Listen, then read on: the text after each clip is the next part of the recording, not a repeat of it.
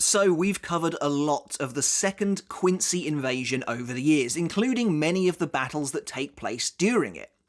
But the final fight of the war for the Seireitei is absolutely the weirdest one yet. In some ways, it's a very intriguing battle, kind of unlike anything we've seen before in Bleach in terms of its execution. But in other ways, it's overly familiar, to the point of feeling like a downright copycat at times, and it's ultimately very disappointing too. I'd argue this fight is one of the biggest cases of missed potential in the entire arc. Of course, the battle in question is none other than Byakuya KUCHIKI vs Pepe WACCABRADA, which the anime is about to tackle at the time of recording. I wasn't sure whether to even do a battle analysis for this fight, but after floating the idea in episode 22's live reaction, there was a fair bit of support for seeing it, so here we are. I think it'll be a fun one though. Sometimes the strangest corners of Bleach are the most interesting to pick apart. Before we begin, this video is titled Byakuya KUCHIKI vs Pepe WACCABRADA, but how accurate really is that? Sure, both of those characters are involved in this fight, they even clash briefly. But as you'll see, this battle quickly devolves into a mess of entangled scenarios and storylines, different characters and factions, and yes, even the conclusion of a separate battle takes place in the midst of this one. Byakuya may start this fight, though even that's a little debatable, but he sure as hell doesn't finish it. It's wild, and frankly the second Quincy invasion at its most unhinged. I think there's a lot going on behind the scenes regarding this fight. Like I said, Byakuya vs Pepe is the final battle to take place within Seireitei during the second Quincy invasion before the action moves on upwards to the royal palace. So in a sense, you can't blame Kubo for wanting to wrap things up so he can move on to battles with slightly higher stakes. I just can't shake the feeling that Kubo himself had bigger plans for Pepe as a villain, and this entire fight falls flat because Kubo seemingly decides that actually no, he doesn't want to do anything with him after all. And then as far as Byakuya fights go, well, this is undoubtedly one of, if not the weakest in general, at least in my opinion. As far as I'm concerned, Byakuya is often the recipient of some of Bleach's better fights overall. But I want to go into it with an open mind. While he definitely turned into a joke, and rapidly too, I don't immediately dismiss Pepe as a character, and that might be to do with the fact that I had fairly high hopes for him before this fight began. For me, his biggest crime, outside of maybe that Vollständig, is that he didn't do more, and wasn't more interesting, and we'll discuss that further in the pre-fight context section of the video. For now though, let's dive into Byakuya vs Pepe, this really weird battle, a showdown that just feels extremely odd and even out of place in some ways, potentially even unfinished. What are the themes at play here? Is Kubo trying to say anything with this battle at all? Does Byakuya or anyone else involved grow as a character here? Or, in an effort to hastily wrap up the ongoing fights in the Seireitei, perhaps Kubo simply ran out of love to give? Let's find out. Before we get started on the video, guys, if you haven't hit subscribe yet, make sure to do that now for more Bleach content like this every single week. And if you enjoyed the video when you're done with it, make sure to give it a thumbs up as well to help support me and the channel. And if you really want to take that support from me another step further, I do also have a Patreon as well. And I want to say a massive thank you and an enormous shout out to everyone supporting me there over on Patreon. I really do appreciate each and every one of you. And yes, there will be spoilers for the 1000-Year Blood War arc in this video, particularly for obviously what has yet to be animated. At first glance, this fight feels incredibly similar to some other battles in Bleach, which robs it of some of its creativity and much of its individuality. After all, it's coming right off the back of Mayuri vs Giselle, wherein the villain has the ability to control her victims. And guess what? Pepe has the ability to control his victims too. It was a really weird choice on Kubo's part. I mean, sure, the powers might be dressed up differently, but they're ultimately the same thing when you get down to brass tacks.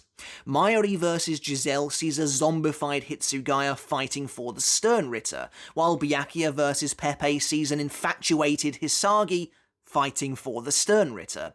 It was a really odd move, I think, to have these fights play out back to back.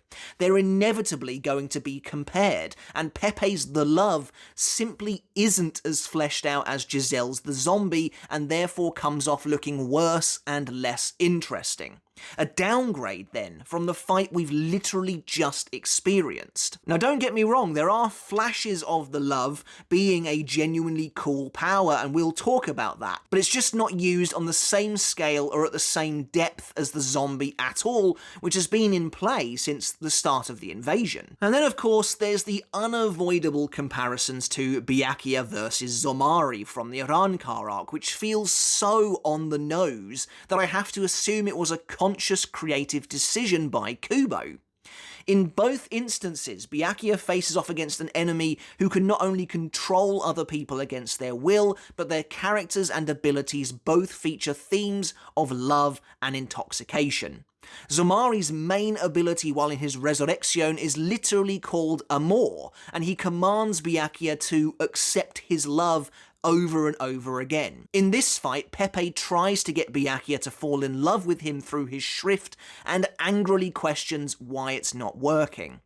Not only that, but both villains and their designs are associated with iconography and theming from both witchcraft and the occult. Once again though, although Byakuya vs Zomari isn't a very popular fight, it is leagues better than this one, meaning that once again The Love is going to be unfavourably compared to Zomari's Amor. Hell, both characters even share similar design philosophies.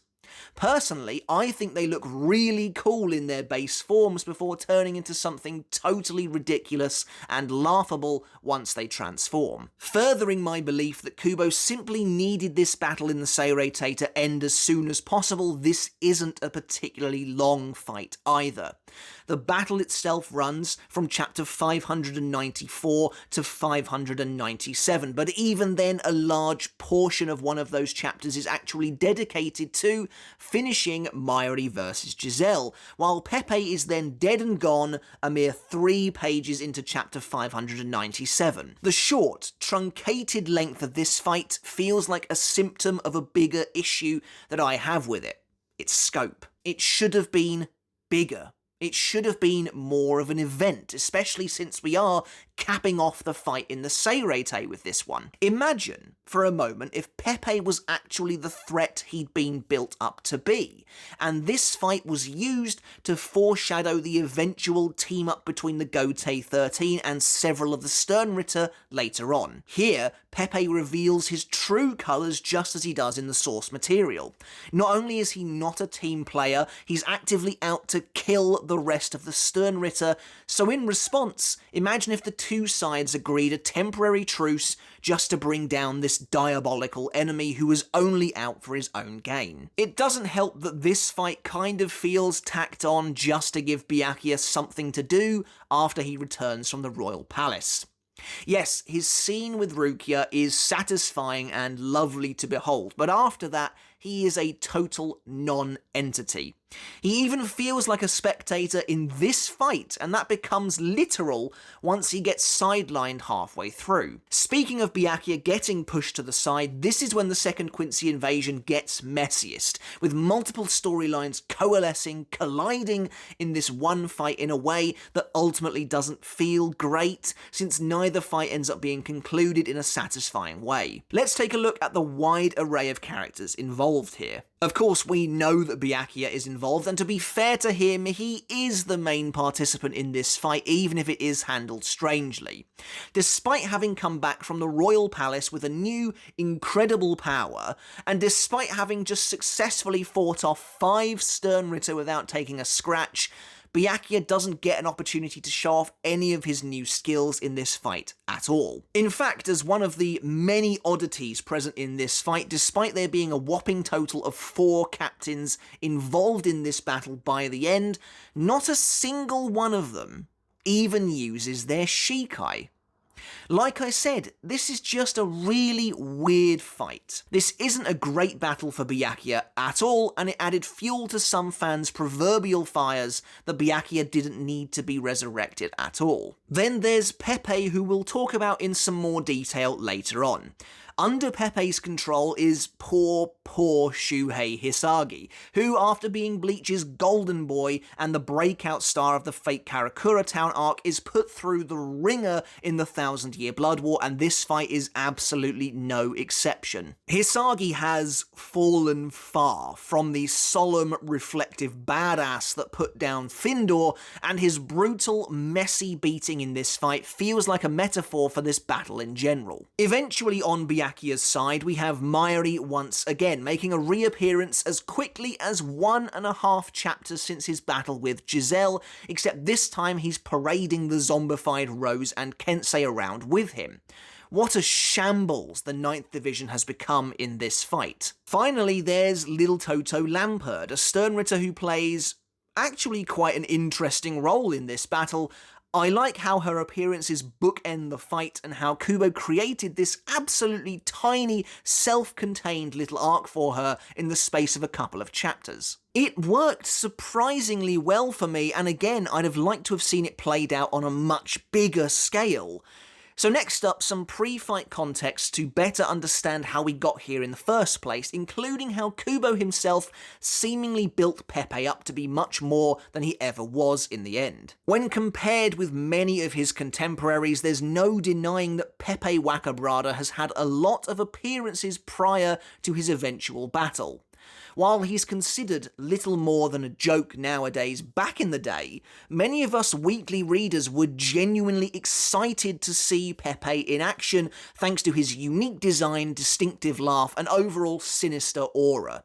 It didn't help that characters like Askin were also doing their part to hype him up too, though when Askin calls Pepe a monster, it turns out he didn't quite mean it in the way many of us expected. The anime has cut almost all of Pepe's extraneous scenes, perhaps unsurprisingly, so he doesn't have quite the same build-up, which is maybe for the best. Pepe first appears in chapter 500, though you don't see him directly. It's clear from his laugh and his curved wizard-like boot that he's the sternritter responsible for the attack on the 12th Division during the first invasion.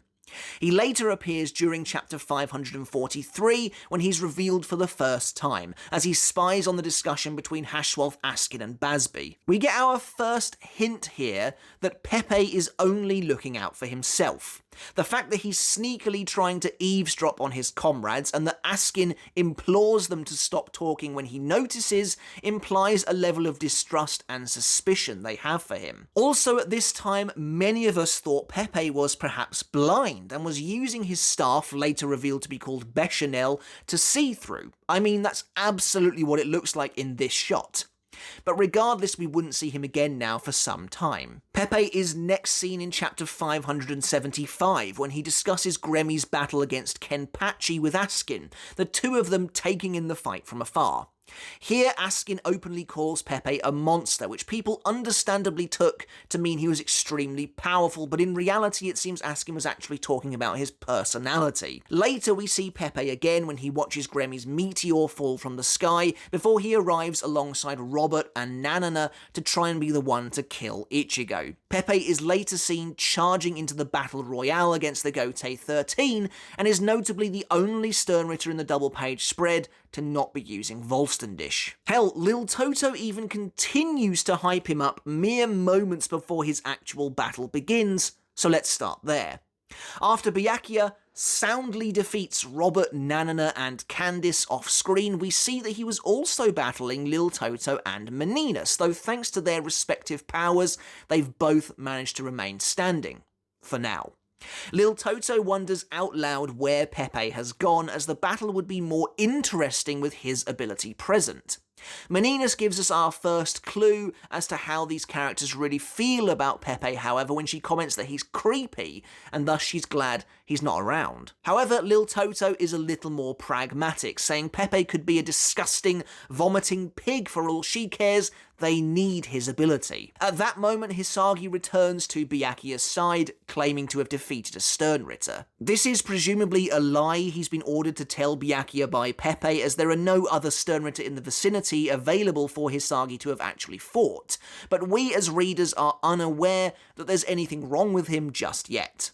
And really, this is where the fight itself actually begins. Hisagi looks around, taking in the fact that Byakuya has casually defeated 3 sternritter while he's feeling good about supposedly bringing down one of them. This sequence is interesting. I think Kubo gives us Hisagi's inner monologue to try and hammer home that there's nothing going on with him mentally either, but I wonder when the love actually activated and why it seems to be delayed. It feels to me like Kubo is just playing with the rules of this ability to try and pull one over the readers, when in reality Hisagi should already be in love with Pepe and probably that's all that's on his mind. Kubo does attempt to pull a fake out here. It looks like Byakuya suddenly attacks Hisagi unprovoked, clashing blades with him, causing the vice captain to panic and ask what's going on, only for the truth to be revealed as we see it's Hisagi who's actually doing the attacking, as Byakuya uses Senbon Zakura to block Kazushini from slicing his head off at the last second in a pretty cool panel. Byakuya demands to know what's going on. Is Hisagi being controlled, or is he an enemy in disguise? Hisagi exclaims that neither of those are true. He's not being controlled, and furthermore, he doesn't seem to really know what's going on. Lil Toto continues to hype up Pepe as we get this ominous shot of her and Meninas watching from the sidelines, Lil Toto realising that Pepe has arrived. However, his resistance to the love seemingly crumbling at last, though again I'm not sure why it's working like that, Hisagi expresses that he was simply doing it for Master Pepe, before lunging into battle against Byakuya, again a desperate look across his face. The way the love works is definitely odd here. Hisagi doesn't seem to realise anything has changed, but we know he didn't defeat Pepe at all, so they're clearly working together from the moment Hisagi returns to Byakuya's side. So perhaps Pepe hit him with Love Kiss and instructed him to forget momentarily what was actually going on before Hisagi's infatuation with the sternritter truly kicks in. Either that, or maybe Pepe sneakily hit Hisagi with the love from afar and instructed Hisagi to think that he fought and defeated a random sternritter before wanting to fight Byakuya for Pepe. I guess that's possible, and it kicked in a little bit later on. The weird part is that Hisagi doesn't seem to realise he's attacking Byakuya. Adding fuel to this weirdness is that Love Kiss has been shown to work immediately, as we see with Meninas a little bit later on. Pepe himself then finally arrives, his trademark laugh cackling through the air. As he throws his arms outwards, Pepe declares that you have one heart and one body, yet one glance from his eyes will split them in two. A heart and body that are split apart belong now to him as one. See, there's even a reference to his eyes here. Along with his staff Bechamel having one massive eyeball in the centre, that feels like another Zamari reference. What's even weirder about this is that Pepe's eyes don't ever actually play a role whatsoever. Pepe then reveals himself to be Sternritter L, the Love. Do you remember earlier in the video where I talked about the anticipation many of us had for Pepe prior to his actual fight? Well, for me, I'm not sure I've ever experienced such a calamitous fall so quickly for a single character in my estimation. Sure, I didn't strike him off immediately, I still had some optimism there might be a bit more to him, but I was so disappointed with this character right off the bat. Not only did the love not seem to really fit him as a character, I was expecting some kind of sinister, sagely warlock.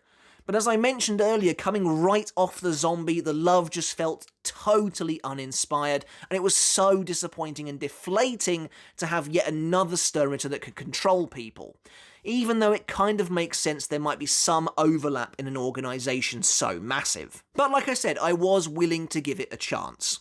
Things do get interesting here, however. As soon as he arrives on the scene, Pepe strikes. He aims his hands at Lil Toto and attempts to blast her with a love kiss as well, but she ducks underneath the attack, only for it to hit Meninas square in the face. Meninas immediately falls in love with Pepe and begins to enact his will, turning on Lil Toto and punching her across the jaw using the power. It's here that Pepe reveals his true intentions. He mockingly tells Meninas to stop fighting for him just because she loves him, and he promises that he never once considered that all of the glory would be his for the taking if the rest of them all killed each other. So there you have it. The Sternritter have never exactly been great buddies, but Pepe is the worst of the worst. While all of the Sternritter want to win Yhwach's favour, Pepe is content with killing off all of his teammates to ensure he's the last one standing. Imagine if he had successfully hit Lil Toto with Love Kiss. He'd have forced her to try and devour Meninas, her friend. I'll admit, I like this side of the character. It's cool to have a totally despicable villain, one who is supremely hateable, and that's why I wish he'd been used better to bigger scope. It's clear from the huge Sternritter spread in chapter 640 that Pepe is something of an outlier. He sits alone with his back to everyone else. That could also explain why he'd been given so much build-up. He turns out to be a big threat to both sides of the war, but this could have been played out much differently. For example, imagine if Robert, Candice and Nanana were still able to fight, and Pepe blindsides them, hitting two of them with Love Kiss and taking them under his command, forcing, say, Lil Toto and Candice to team up with Byakuya temporarily to take on a team of Pepe, Hisagi, Robert, Nanana and Meninas. Unfortunately, because the scale of his actual fight is so small, the scale of his betrayal is fairly small too, meaning he ends up not having much of an impact, and his grand plan amounts to basically nothing. I guess Meninas gets taken out because of it, but that's about it. Anyway, apparently leaving Lil Toto and Meninas to fight amongst themselves, Pepe spectates the ongoing duel between Byakuya and Hisagi.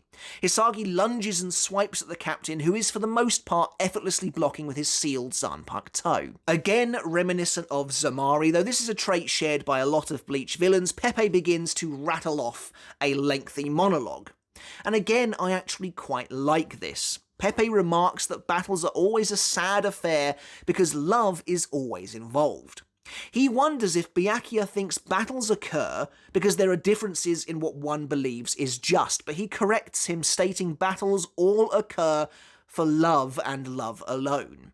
Whether it's love for one's wife, child, parents, friends, master, or even God, faith is love, belief is love, even attachment to material things is love.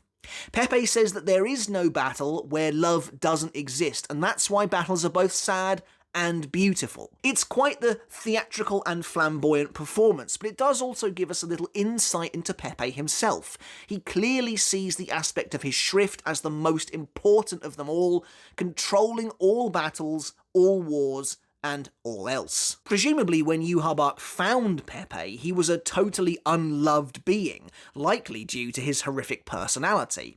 But now all Yhwach has done is empowered this vile man to force people to love him in a cruel, artificial way, and for him to be able to abuse that power. Pepe is an odd one to me because he doesn't seem like a good fit for Yhwach's army at all. Surely Yhwach must know that Pepe has no love for anyone and would happily see them all killed. It feels like Yhwach's no infighting rule was instated purely for Pepe's sake. However, there is one thing I want to bring up before we continue. What's the difference between Pepe using the love on Meninas to get her to attack Lil Toto and Bazby taking out all of the Bambis with Burner Finger? They're ultimately both done for the same reason, to steal all of the glory of the moment by wiping out the competition, yet both in-universe and in the community's eyes, I would argue these moments are looked at as totally different. Despite them both being moments of betraying your own side, Pepe is a reprehensible team killer out for his own gain,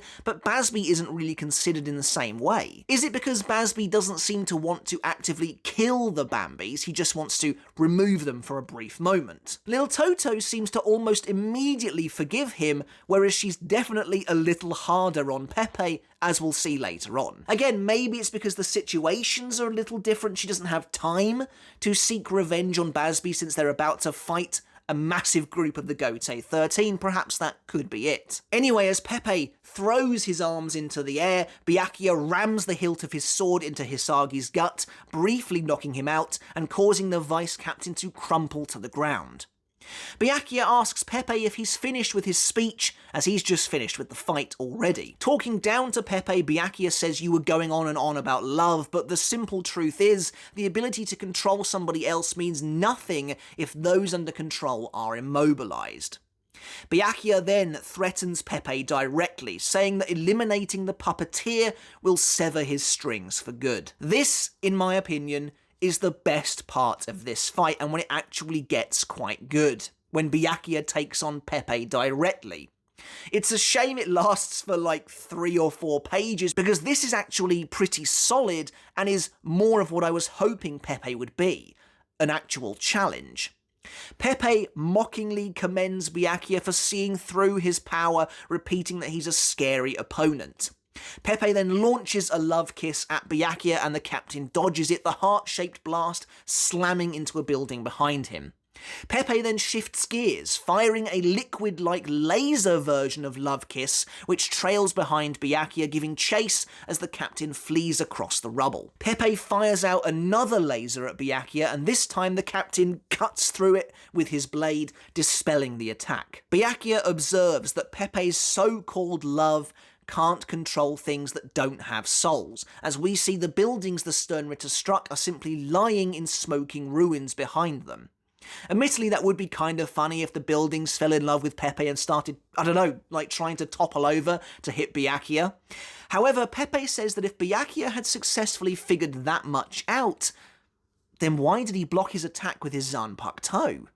Suddenly, Senbon turns on Byakuya, and the sword itself twists in his hand, the blade aiming straight for the captain's face. Pepe says he is well aware that Zanpakuto have souls. He probably should have let Kangdu know at some point, and that's why he didn't steal bankai in the first invasion.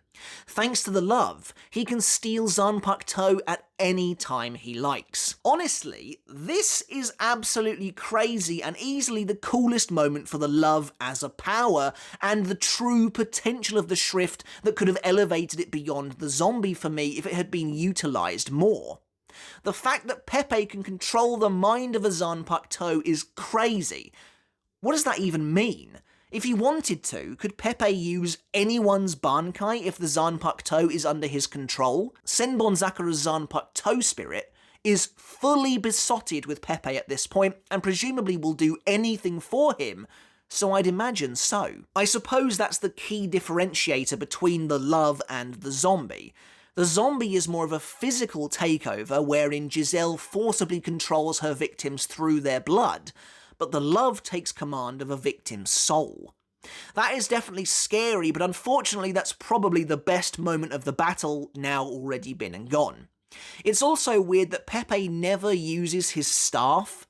What's it even for? It's revealed by Kubo later that the staff houses Pepe's Quincy cross in its eyeball, which is a cool detail, but you don't see that in the source material. Having lost control of his Zanpakuto, for the second time in this arc by the way, Byakuya tosses Senbon aside, the blade embedding itself into a nearby wall. We see Byakuya was able to deflect the sword's strike at the last minute, though his hand is bleeding profusely from the slash. Pepe wonders why Byakuya would let go of his sword, however, as he's simply given him an opportunity. We see Hisagi has risen once more, a blank expression on his face as he removes Senbon from the wall to now wield against Byakuya. Pepe says that now a Shinigami that loves him will use a weapon that loves him too. I wonder again what the extent of this is, and I kind of wish we'd seen a little bit more. Could Hisagi use Senbon Shikai if Pepe willed it? Personally, again, I think he probably could, though it wouldn't be Hisagi using Senbon as much as it was actually Pepe using Senbon in that moment. I do like the visual of Hisagi bleeding heavily from his mouth and simply not caring about it, Pepe explains that the power of love allows you to continue getting up no matter how badly you're wounded. It's important to overcoming challenges in that way, as Hisagi lunges at Byakuya once again, now dual-wielding Kazashini and Senbonzakura. This is also pretty effective, I think. Pepe is able to quickly gain control of the battlefield and overwhelm Byakuya through smart application of the love, which I like, but there's just one problem. The answer to Byakuya's problem seems to be so obvious that it doesn't make any sense for him not to use it. Byakuya defends against Hisagi using just Hakuda and realises that he can only keep this up for so long, but contends that using Kido may accidentally kill Hisagi. Byakuya thinks to himself that if his arm had been controlled and not his blade, he could have simply cut it off. But as it was his Zanpakuto toe that was ensnared, he thought twice about breaking it and let go of it instead, which is an interesting weakness in a way. It seems that Byakuya going to the royal palace and reassessing his relationship with Senbonzakura has brought them so closely together that he no longer wants to risk damage to the blade at all. But as I said, the answer to Byakuya's problem seems to be staring him in the face. Why doesn't he just use a Bakudo? Rikujo Koro is even one of Byakuya's signature spells. With it, he could instantly immobilize Hisagi without risking the vice captain's life, allowing him to then focus on Pepe exclusively once again. Maybe that would have really crossed the line and been way too similar to Zamari's fight, since that's how Byakuya nullifies Amor as well. But I mean, hey, that's Kubo's problem to deal with. Also, Byakuya using Rikujo Koro on Hisagi could have led to a really awesome showcase of the love. Imagine when Pepe says that love is vital for overcoming challenges, we see the sternritter forcing Hisagi to break himself free of the spell, even at the cost of his own body. Maybe Hisagi's arm is snapped or something in the process as he tries to forcibly break himself free, but he doesn't care because it's what Pepe wants him to do. However, as the captain continues to try and distance himself from Hisagi, Pepe suddenly appears behind him, landing a love kiss on Byakuya's back, at the same time as the captain blocks Hisagi's strike once again. Despite Pepe's successful hit, Byakuya doesn't seem fazed. Pepe wonders if Byakuya simply has no love in his soul, but of course the reason Byakuya is unaffected is because Love Kiss was unable to break through Byakuya's Oken clothes. However, Pepe isn't best pleased by this, revealing he believes Byakuya's purpose, and presumably then the purpose of all of his puppets, is to simply die for him, and he won't tolerate him not accepting his love. Again, shades of Zamari there. But Pepe lifts his hands to the air and draws a heart of reishi in the sky in front of him, activating his Vollständig. And of course, this is where things get questionable, to say the least. Pepe's Vollständig explodes into reality. Gudoero, God's love, activates, transforming Pepe into a grotesque Cupid, his glasses shattering from his face. Pepe is now completely naked, because of course he is, save for his boots and what looks like a baby's nappy. His wings feature creepy, drooping tendrils and eyes in the centre of them very reminiscent of Aizen's final monstrous form, while his originally two-pronged beard now splits into four. I mean, look, what do you want me to say about this form that hasn't been said a million times before? Pepe has been memed into oblivion at this point, and yes, it is pretty unappealing. But that is also the entire point. Pepe is supposed to be a depiction of toxic, twisted love. He's Cupid, yes, but a vile version of that traditional image of love, and I'd say in that sense Kubo succeeded. Whether you like him or not, there's no denying that Kubo actually put a fair bit of effort into this character, his design, and his theme. Of the Sternritter, Pepe is one of the few to have a truly consistent theme, and for a race of villains that turn into holy angels upon their transformations, Cupid feels like a pretty inspired pick. Not only that, but Pepe's Vollständig actually has a name, a unique summoning stance, and several named abilities too, one of which is actually pretty creative, being Love Rope. At this point, even though he looks completely absurd and is nearly impossible to take seriously, he's still a dangerous threat, completely overwhelming Byakuya, it seems. As Pepe exclaims that he's as innocent as a baby, he leaps from his floating basket and unravels it, turning the basket itself into a rope of linked hearts, which he then whips at Byakuya, which I do think is quite creative. 3 of the ropes then press into Byakuya's back, actually managing to burst through the Oken clothing and impale the captain, tearing through to the other side of him. As Byakuya is busy being concerned with that, Hisagi reappears in front of him and tries to strike him once again, only for Pepe to halt him in his tracks. Pepe orders Hisagi to stand down, saying he's going to kill Byakuya with his love. Pepe then reaches into his mouth and draws out his bow and arrow. Again, gross as it may be, that's the entire point, and Kubo once again has clearly put some thought into this character.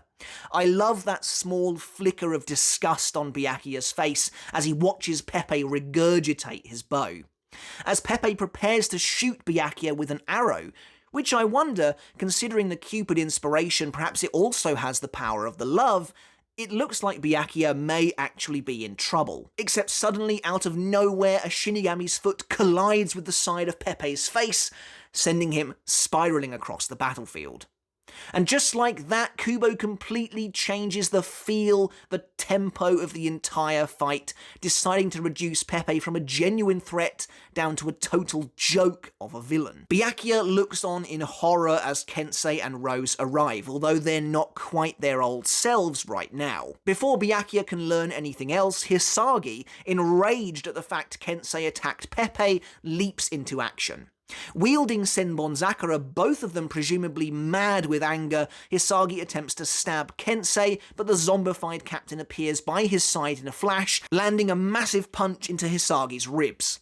Spluttering, Hisagi chokes as Kensei grapples him and drives his head into the ground, finally knocking him out. Senbonzakura goes spinning across the floor and Kensei grabs it, picking up the blade. Suspicious, Byakuya prepares himself for another fight, only to be surprised when Kensei hands him his sword. It's then that a familiar face arrives. Mayuri steps onto the scene, grateful at the opportunity to test drive his Kurotsuchi corpse unit with a sly smirk on his face. I do wonder why Senbonzakura seems placated right now. Surely the blade should still be attempting to swipe at everyone else there. As Mayuri appears, Byakuya questions him on what's going on. Like I said in my last video, I don't like that the end of the Mayuri versus Giselle fight is presented like this. It feels like an afterthought, taking up valuable time in a totally separate fight. I don't necessarily mind Mayuri and his corpse unit joining in, I just wish that Giselle's fight had been ended properly beforehand. But regardless, Mayuri explains how he rescued the zombies from Giselle's clutches and managed to turn them to his side, using them to defeat the sternritter. Earlier when I said Byakuya is turned into a spectator in his own fight, this is what I mean.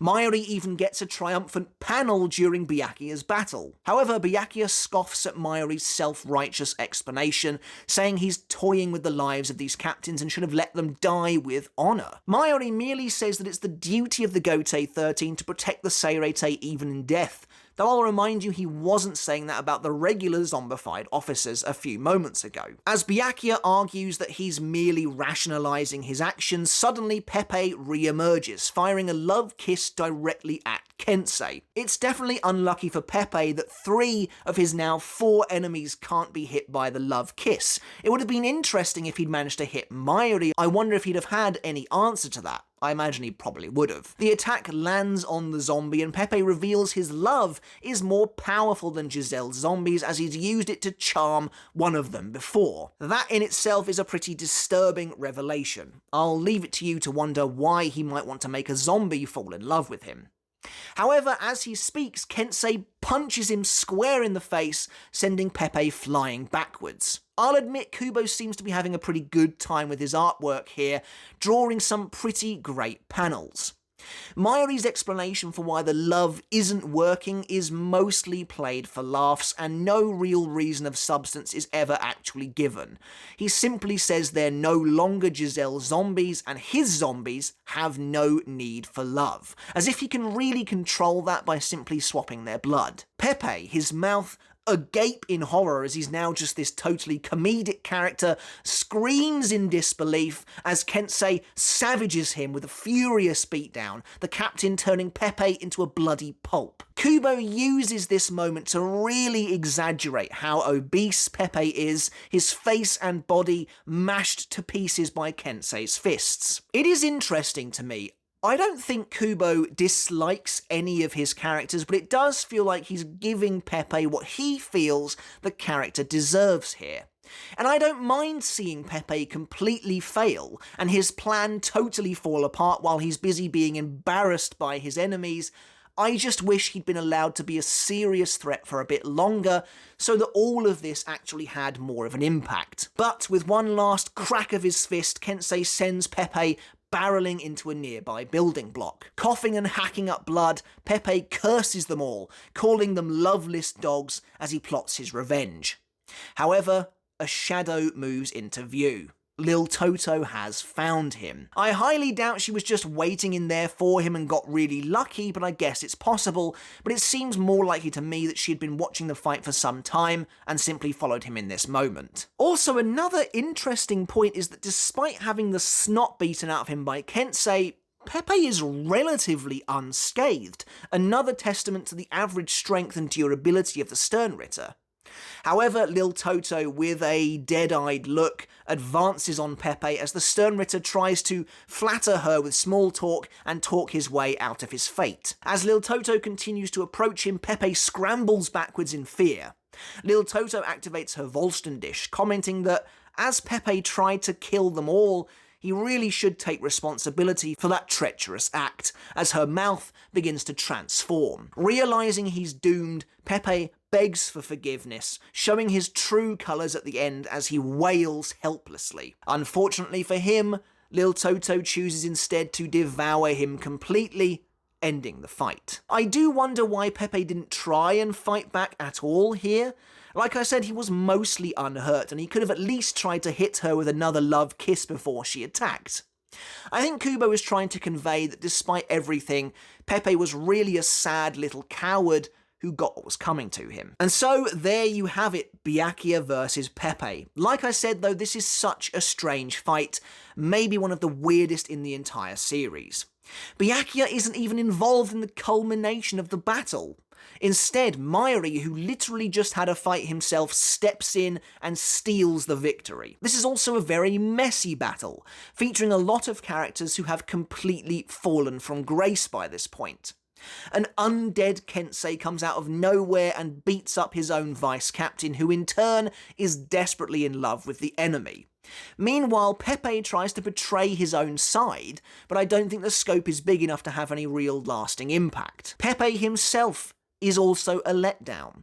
That's not to say I think he's totally terrible, but he does feel like a Zamari clone in too many ways, and his evil nature could have been utilised much better. Any themes of control that might be present here maybe feel paper thin and were handled better in the Mayuri versus Giselle fight, while I don't really think Byakuya changes or evolves in this battle at all. I mean, to be honest, he barely does anything, while Hisagi gets dunked on once again. This fight isn't all bad, no matter what it might sound like I'm saying. There are aspects I enjoy here, like Byakuya's short, actual confrontation with Pepe himself, and the implications of the love working on Zanpakuto's spirits too is awesome. I kinda wish the whole fight had been a bit more like that. I also really like Lil Toto's small arc here. The cyclical nature of the battle beginning because Pepe betrays her, and it ends when she gets revenge on him. But that's it for the video, guys, and the latest Bleach Battle Analysis. I really hope you enjoyed it. Let me know your thoughts down in the comments below. What do you think of Byakuya versus Pepe, and are you expecting the anime to change up this fight at all this Saturday? What are your thoughts about this fight, about Pepe as a character, about how Byakuya acts in this fight, and how the surrounding characters act as well? I'd love to hear your thoughts. Make sure to hit subscribe if you haven't done already, guys, and give the video a thumbs up if you enjoyed it. But until next time, I'll catch you later. And I'll see you then.